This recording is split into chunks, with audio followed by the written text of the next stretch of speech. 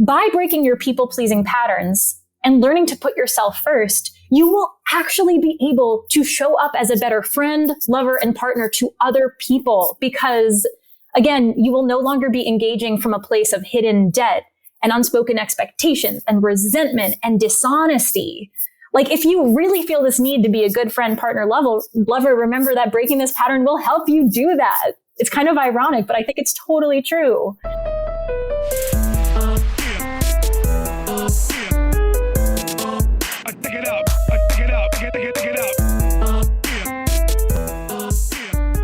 Damn, let's talk some shit. It's Polly Siegel and Victoria Aaron, two licensed therapists who've spent way too much money on degrees, certifications, and trainings. We both love what we do and couldn't imagine working in any other profession. But we're forced to be serious all the time, and that gets boring. Shit Talking Shrinks discusses important mental health topics, the human experience, and society at large, while poking fun along the way. It won't be all fun and games because after every episode, you'll walk away with tangible tools to navigate life more effectively. We love a tangible tool. Hi, everyone. We have Hailey Magee, also known as Tits Magee. Oh, my God. Yes. And do you even have big titties? I don't think you do. Not really at all, but it's an aspirational nickname, right? That's hilarious.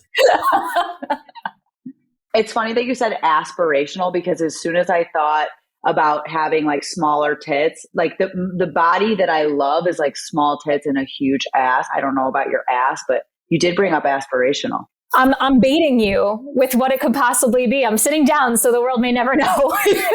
She's mysterious. I love that. Oh, okay. All jokes aside, we have the fabulous Hailey Magee, who is a coach and specializes in people pleasing and the self-abandonment cycle, which everyone listening can probably raise their hands because it's pervasive. And I think a lot of times, and this is how I understand it, and we'll jump into the topic and flush it out, but it's really a survival mechanism. People pleasing is a developed, I think, communal behavior that if I continue to keep people happy and if I keep my tribe connected to me, well, then I stay safe. I almost understand it as an evolutionary process that if you back in caveman days were on the outs, you had a much higher likelihood of not surviving. Whereas if you're connected to your community and you're involved in your tribe and they like you, and they embrace you and they're happy with you, well, then you're much more likely to stay alive. I don't know if that has any science behind it, but that's always how I conceptualized it. Also, Pauline and I love going back to caveman days. I think every episode we bring up cavemen. I think there's something to that, and in lieu of, modern days, maybe we don't have the same tribe we would have had as cavemen, but we have our families of origin, right? That's like our micro tribe. And so if we learn to people please as a means of staying safe physically, like it's all about safety, like you're saying, right? Like attaining physical safety in the more extreme cases, like avoiding harm, but then also even things like, like emotional safety, I matter, I belong, I'm valued here. I think these are all ways we sort of use people pleasing as a means of attaining some sort of safety, like you're saying. Yes. And that can also happen because like sometimes I'll work with people who say, oh, but I didn't have like a super duper traumatic childhood. Why am I a people pleaser? Right? If I wasn't really actually like abused or, harmed in a sort of really severe way. But then we might have learned to people please just to get our caregivers' attention or affection or be celebrated. Like there's so many variants that this can take. Walk us through like when we think of people pleasing, if you were to define it and you were to give examples of the different forms of people pleasing, what does that look like?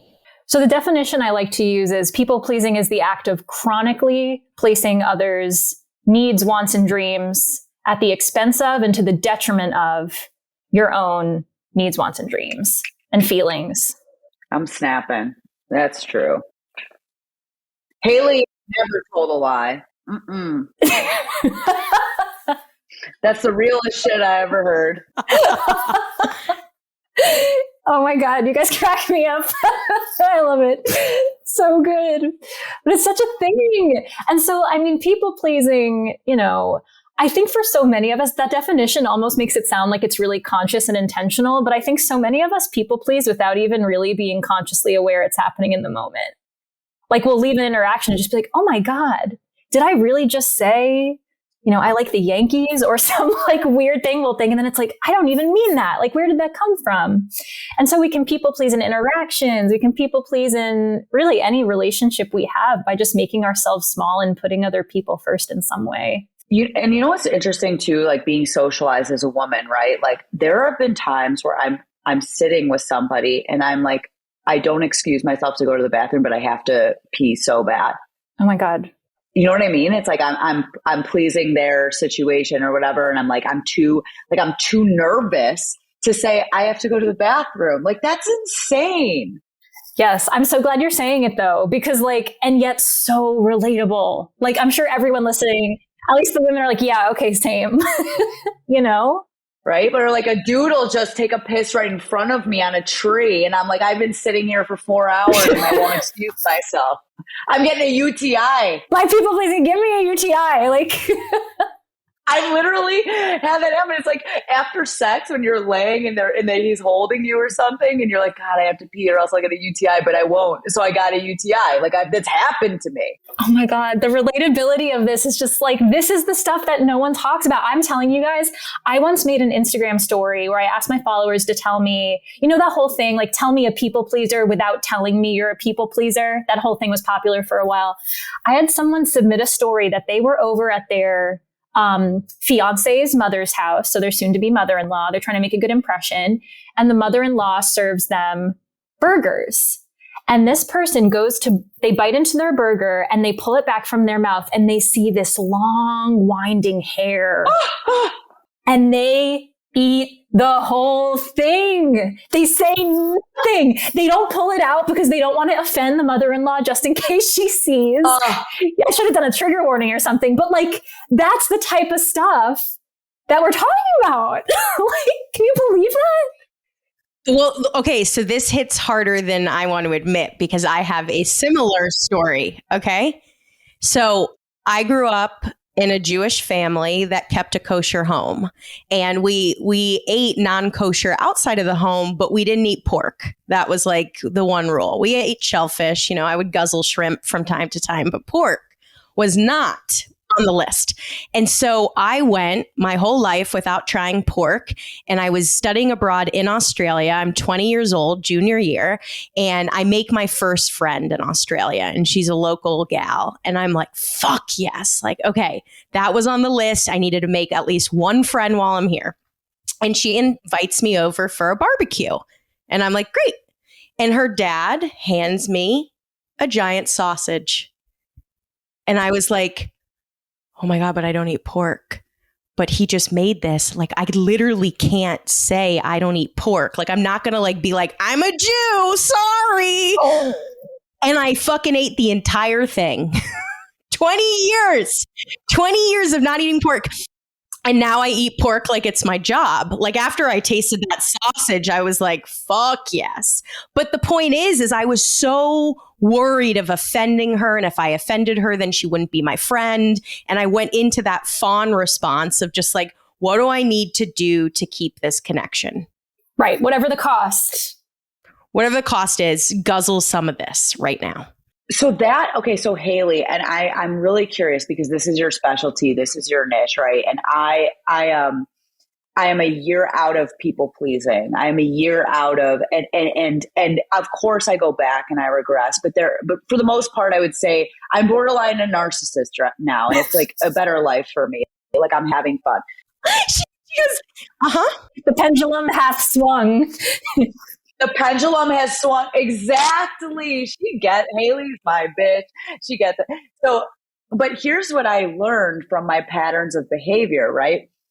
Inherently, yes, people pleasing is putting people before myself at the expense of myself, to the detriment of myself. But I gained something. I gained a sense of I'm needed.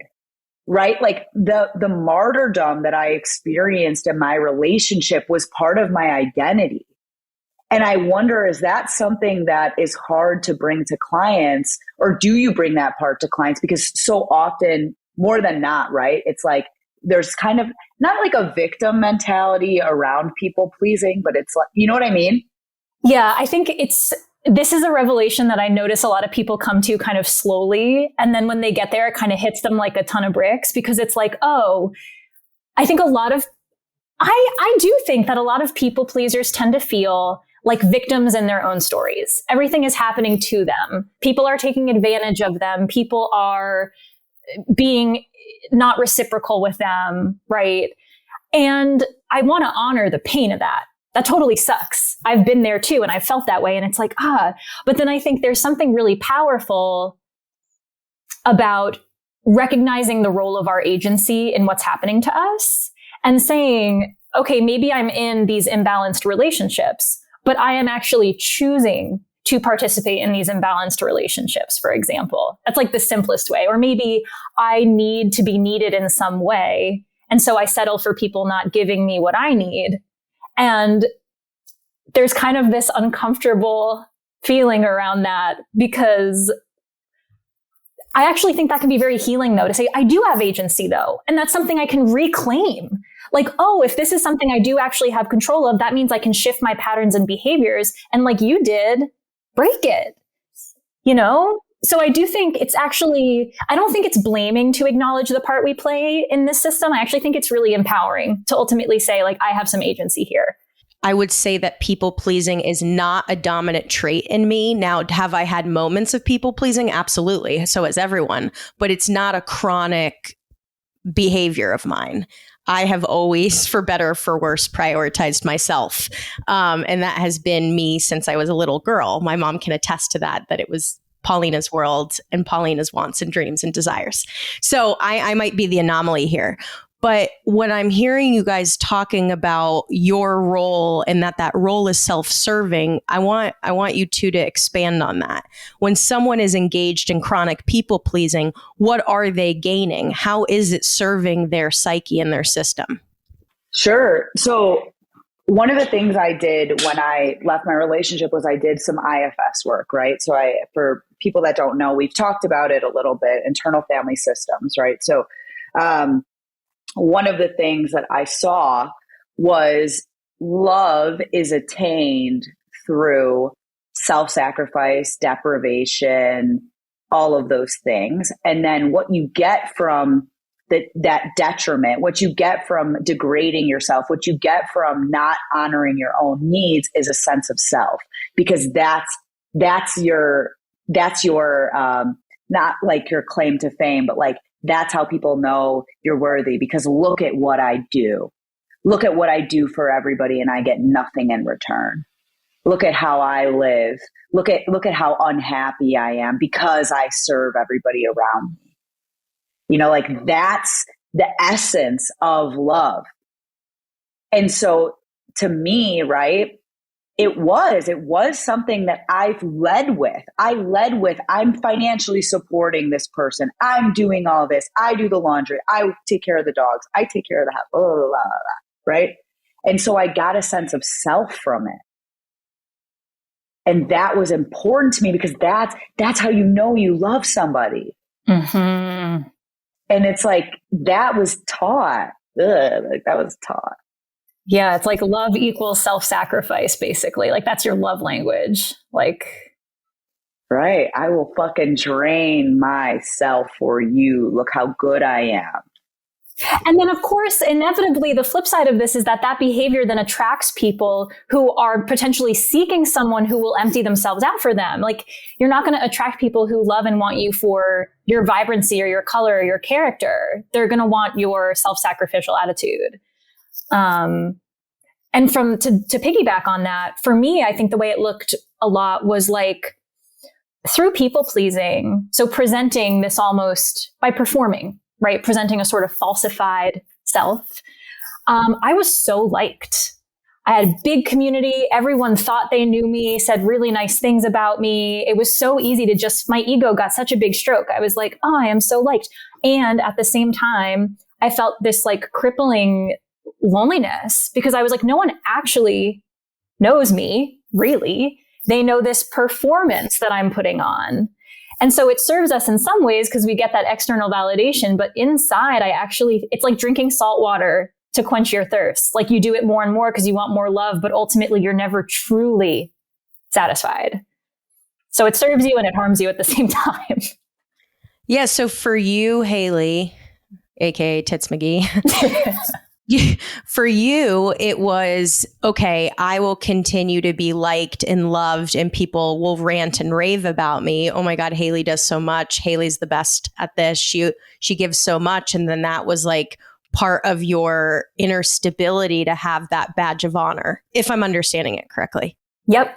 And it was like, well, they may not know the true me, but God, at least they like what I'm, at least they like my performance. Isn't that enough? Like there was something to that. And I'm sure all of us can trace back like threads where I learned that in my family of origin or learned it when I was a kid. And like, it's easy to just see how I thought that was enough for a really long time.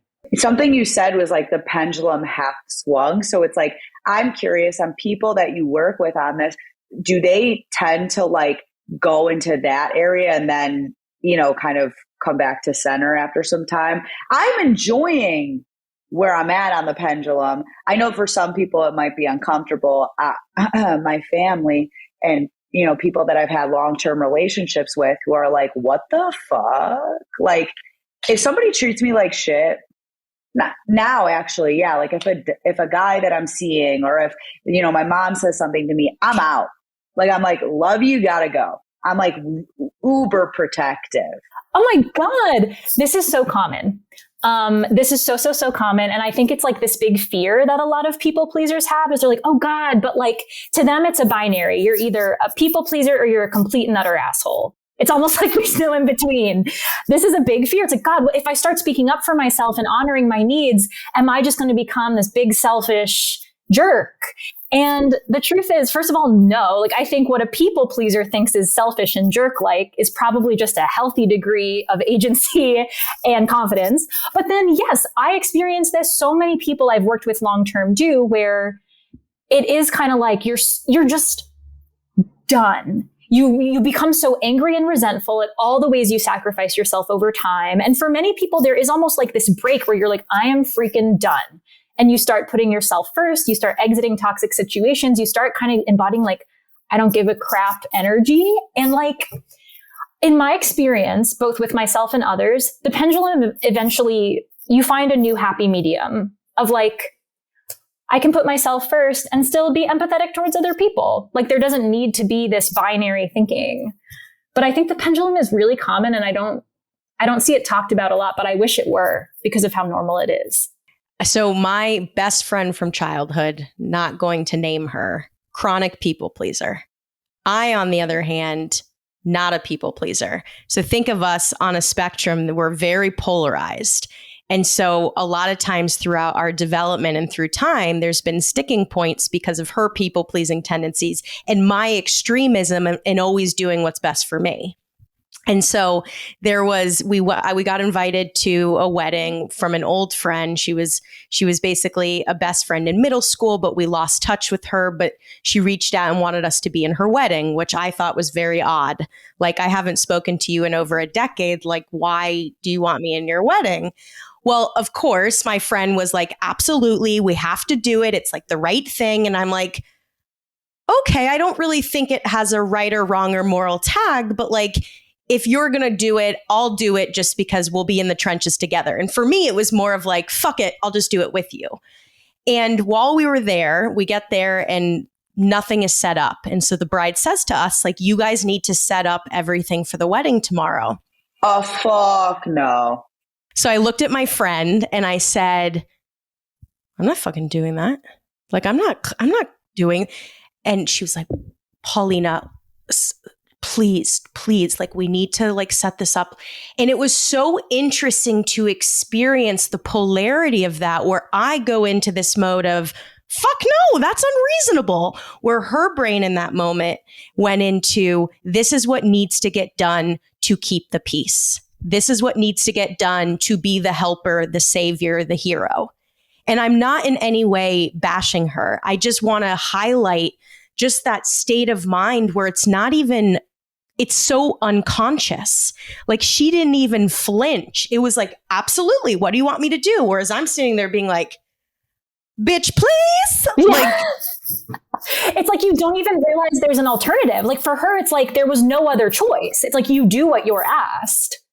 Right. But I want to, I guess, all to say, I say this story to really show that I think people pleasing can be so unconscious. It's not this neural pathway that you're intentionally tapping into. It's so much wiring that has happened where you just find yourself in the pattern. You do it, you know, without a doubt. There's like this knight in shining armor. Like, I'm here to like save the day. And that's not conscious for her. And she's done so much work. This was years ago. I mean, the work she's done to undo this pattern has been beautiful to watch. But I want to highlight for people to notice, is this subconscious? And like, how much awareness do we need to bring to this mechanism of like, oh, I just said yes without even flinching. Ooh, like, can I pause? Yeah. And really assess your intention, because I think like one of the biggest questions I see is like, I'm just being kind. Like, what's the difference between kindness and people pleasing? And for me, like if you had to distill it, because you could easily imagine a world in which your friend might have just been, I'm just being nice. Like, I'm just being kind. It's her wedding. Like, I want to be kind. But I think the biggest difference is what we talked about earlier, in that when we're people pleasing, we're not just doing it out of the goodness of our hearts with a detached and gentle, like a lightness. There's some sort of motive. Like it's a transaction of some kind. Even if the transaction is for safety, like I'm doing this so you treat me nice, or I'm doing this so you show me emotional safety, it's still transactional. Or it's obligation driven, or it's guilt ridden. Whereas kindness is really just kind of like, you're doing it because you want the other person to be happy, and that's it. You're not expecting anything in return, oftentimes. I want to take a quick pause to talk about our sponsor, a company called BetterHelp. It's an online therapy platform where all the therapists are licensed and accredited professionals. It's affordable. You pay a low flat fee for therapy with your therapist, and it's convenient. Do it at your own time and at your own pace, and you can communicate with your therapist as much as you want and whenever you feel is needed. And more importantly, it's effective. Thousands of people have benefited from therapy using BetterHelp, and we're really grateful to offer all of our listeners 10% off your first month. So if you're interested in receiving therapy ASAP, click the link in our show notes and you can get started. And you get to save money. So this is really interesting. So I was thinking of, it's like, how many times did I do something to gain something versus today in my life, when I do something for somebody that might be viewed as like generous or whatever, like it's really just coming from a place of I expect nothing in return. Like I just love fucking being in this role right now. So like love it and accept it. And the other piece is people would be like, you're so sweet. You're so nice for doing that for your then boyfriend. And I was like, bitch, I'm not sweet. Like I'm actually not. Like I'm really not like a sweet, like I'm sweet to those I love and I'm kind, you know, in that way. But like, I'm not like a nice person, you know, like I'm really like, I would you say, I mean, I'm not beating myself up. It's just the truth. Like I've met nice people, you know, like it's not me. But are you getting at that like a lot of your people pleasing wasn't coming from niceness? It was coming from a self-serving mechanism. Oh, I'm there.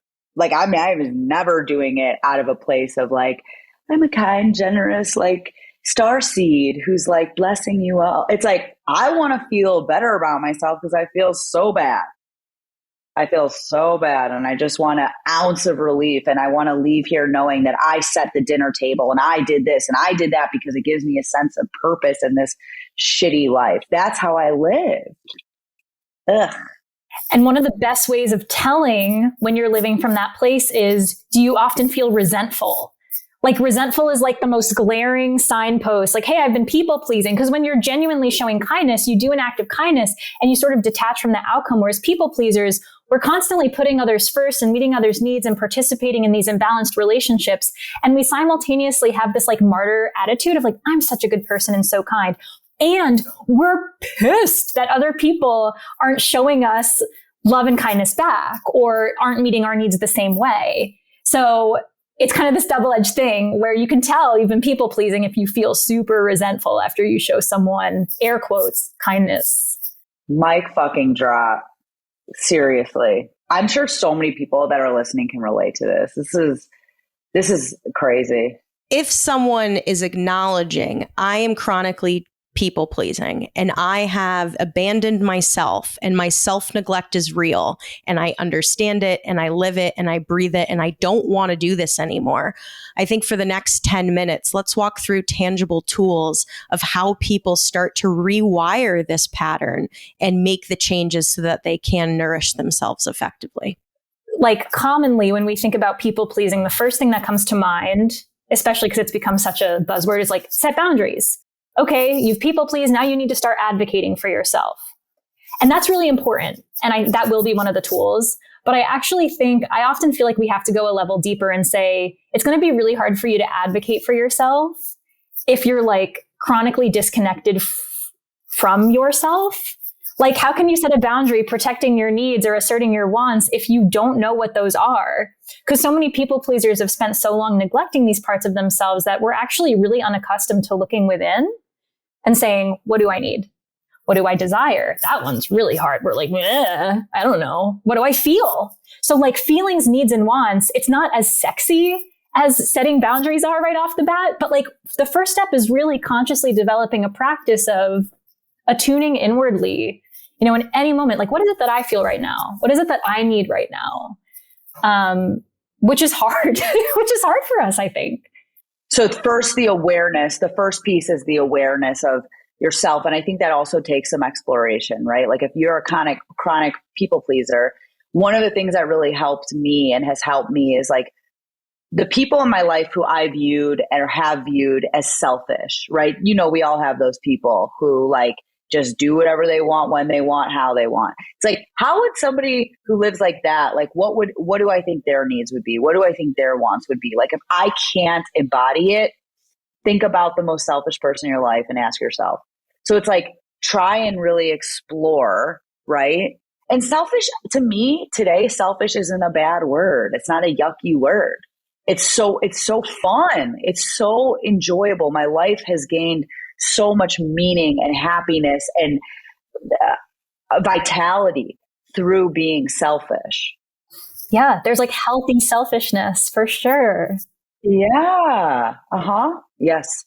But I think we need to stop calling it selfishness because there is that negative connotation where people view it as a moral trait or they had those moral tags. Like, what do we call it? Prioritizing self? I'm reclaiming the word. I'm reclaiming it. I feel you. I mean, the word selfish is like people pleasers kryptonite or whatever, right? We're like, no, I'm not going to touch that with a 10-foot pole. But God, I don't know, self-respect, even agency, like any of these, like bare minimum self-prioritization. I don't know. A lot of those terms sound kind of sterile. It's hard to find one that packs as much of a punch. Self-prioritization? Yeah. Right. Like you matter too. Like really simple, right? Not even you matter too, but just you matter. Like you, important. I know a lot of people pleasers, like there's this little hack, which is like, it's kind of like breaking the game, but it's like by breaking your people pleasing patterns and learning to put yourself first, you will actually be able to show up as a better friend, lover, and partner to other people because again, you will no longer be engaging from a place of hidden debt and unspoken expectations and resentment and dishonesty. Like if you really feel this need to be a good friend, partner, lover, remember that breaking this pattern will help you do that. It's kind of ironic, but I think it's totally true. It seems counterintuitive, but it actually is what promotes health and wellness and vitality. That's right. Yeah. Okay. So after you go inward and you really assess what are my diseases, we all have diseases. What are my needs? What are my wants? What are my desires? How can I self-nourish? What do I need to do to take care of myself? Really being intuitively in check with the body and those inner workings. What's the next step of healing? So I think they're like sort of like, then you start sort of saying, now that I know what this stuff is, how do I bring this into the external world? I'm connected with myself inside. How do I bring that outside into my relationships, for example, or otherwise? So I think there are three things that come to mind. The first one is learning how to set internal boundaries, meaning we stop doing things like overcommitting when we don't have the time. We stop like, how do I describe this simply? Internal boundaries are promises we make to ourselves about what we won't accept from others and from the outside world, right? So if I'm like, if someone asks me to join the PTA and I say yes because I'm people pleasing, I don't need to set a boundary with the person who asked me to join the PTA. I need to set a boundary with myself that says, Hailey, like, stop saying yes when you don't have the capacity. So that's the first thing, is like learning to honor our needs ourselves. But then, of course, it's like, okay, well, what about in my relationships? I have a friend, they're never meeting my needs. They're never showing up for me. Like, how do I break the people-pleasing pattern there?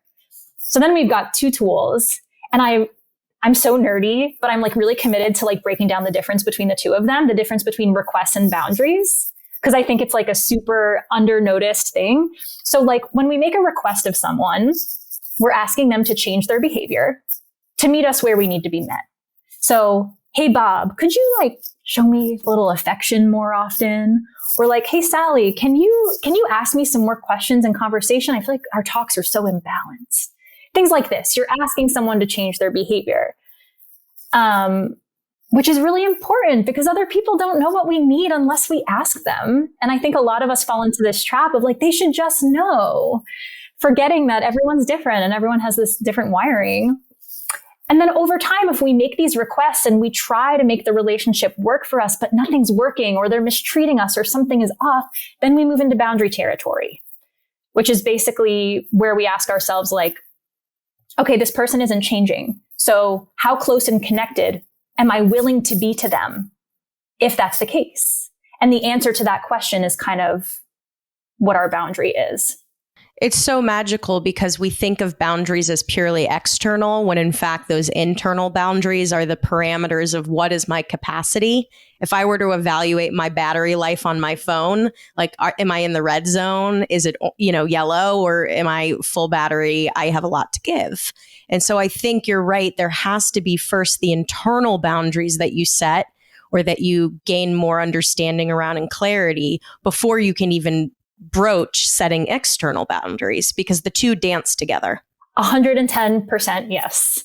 What I was thinking when you were talking is like, this is how you understand the difference between, like, this is how you understand that boundaries really aren't about punishing somebody else. It's about the fact that I'm trying to protect myself, that I have needs, you're not meeting them. Doesn't mean you're bad. Doesn't mean I'm better. It's just that I've made these requests. You're not honoring it. And so I am telling you that I no longer can engage in this way because I've made these requests over and over again. They're not being met. They're not being honored. And so I gotta go. And like, it's beautiful. It's so, and you know what's so funny about all of this is that it is so simple. It's so difficult, but it is so simple. I totally agree. And I love your emphasis on this idea that boundaries aren't about punishing other people. I actually believe that boundaries are tools to help us sustain complicated relationships, right? Because if let's say like you have a parent, the parent really pisses you off. They say things that really annoy you, yada, da, da, da. You can't stay in that situation forever. It's hard for you. It affects you. But if you're able to say, mom or dad or whatever, I love you, but I can't be present for these specific types of interactions because they affect me negatively. All of a sudden, now you can hang out with mom and dad long term because you're removing yourself from the specific instances that are so hard for you. Like boundaries are tools for sustaining and maintaining, not just ending relationships. Delicious. Yes. Right. Actually, Victoria did that the other day. It was like a micro moment that felt really yucky and was not acceptable. And she very gracefully, sorry, I'm speaking for you, but Speak for me, baby. that very gracefully was like, I don't want to engage in this, so I'm going to go. Power. I was like, and you know what was so cool? I was like, you guys, I love you so much. I gotta go. And then I got in my car and I listened to my music and I felt great. It didn't leave with that. I used to just stay, and just take it all in and just inject that shit into my veins and then just steep in it, And I was like, I'm good. Love you guys. Gotta peace out. There's so many things to say. I mean, also, Victoria, like, has your relationship with guilt changed, Victoria? Because so many people say, like, they don't set boundaries. We feel so guilty setting boundaries. It's like going through a world war inside. Like, it sounds like that aspect for you has really not been, or it's calmed down. Guilt and shame, so free. I mean, a part of it has been doing Shit Talking Shrinks, and part of it has just been doing everything that I'm doing in my life to get out of that. And now it's like, yeah, I don't give a fuck. I'm protect my peace at all costs. And it's been so fun. It's such a good time. Like, people that are listening, they're like, I could never. It's like, you can. And if you commit yourself to it, like, your life will just inherently get brighter. Oh my God. Yeah. You get to reclaim it. You get to actually live your life, like, be the protagonist of your own life for a change. It's so beautiful. Okay, so before we sign off, I feel like it's important to acknowledge that when we are setting those external boundaries, it's going to feel uncomfortable. And so I hear so often in my clinical practice, but if I do that, I'm going to feel blank, and I don't want to feel blank. And what I'm here to say is, like, you're going to have to feel blank.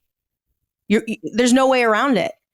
But over time, the more you do it and there's repetition, the empowerment really starts to create, it becomes the lead actor or actress. And the discomfort is maybe like the backup tree dancer. I don't know. I'm thinking of like a school play, but like, you're going to have to be in it. And sorry, tough titties. That's how it goes. I can't stop saying titties. Say it again. Titties. And to that point, to piggyback, I often use the metaphor, like, when we feel a negative emotion difficult emotion, we'll be like, oh, it's bad. I did something bad. See it as the soreness you feel after you have a really good workout.